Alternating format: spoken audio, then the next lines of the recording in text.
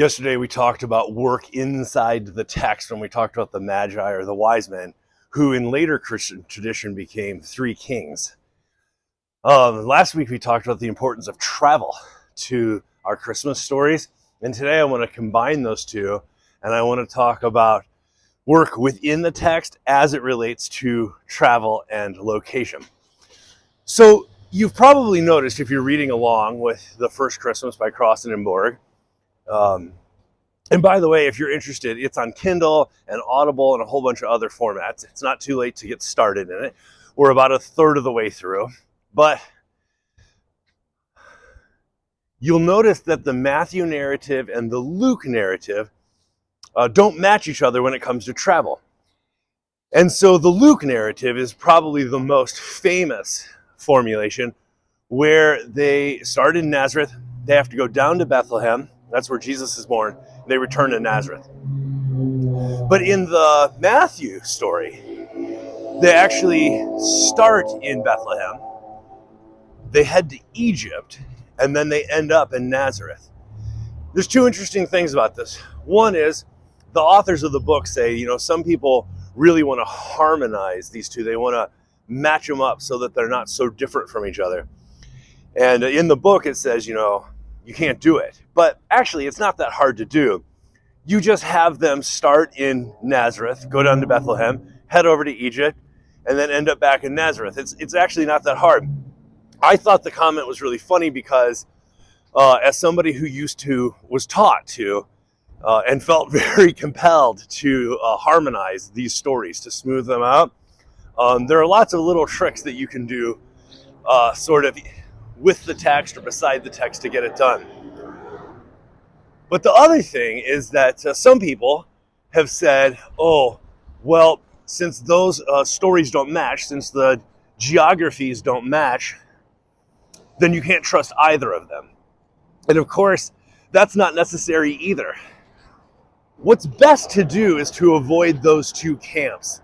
The compulsion, temptation to smooth it out by harmonizing, but also you don't want to do the dismissive thing and discount them because they are telling slightly different stories. In fact, it's by noticing the difference in the text that you actually start to understand what the authors are doing, why the story's worth telling, what kind of a story they're trying to tell, and why it matters to them so much.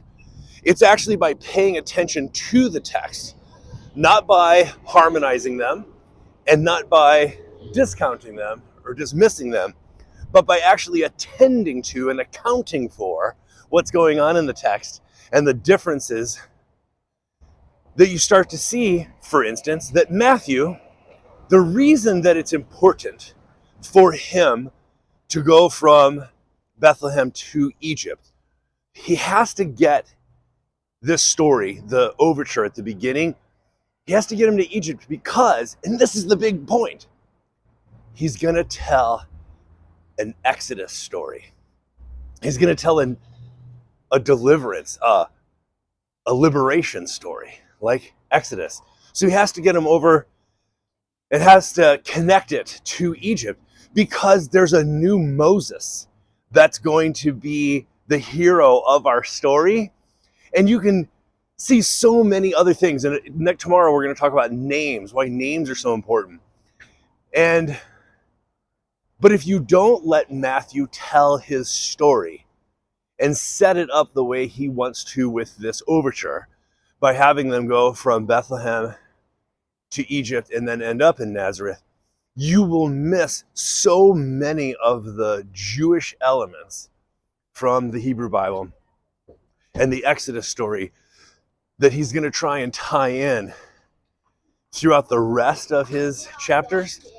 And so there's something sort of empty or unsatisfying about taking away from that by trying to smooth it out and reconcile it or harmonize it with the Luke story. And so I think that's a temptation we just want to avoid.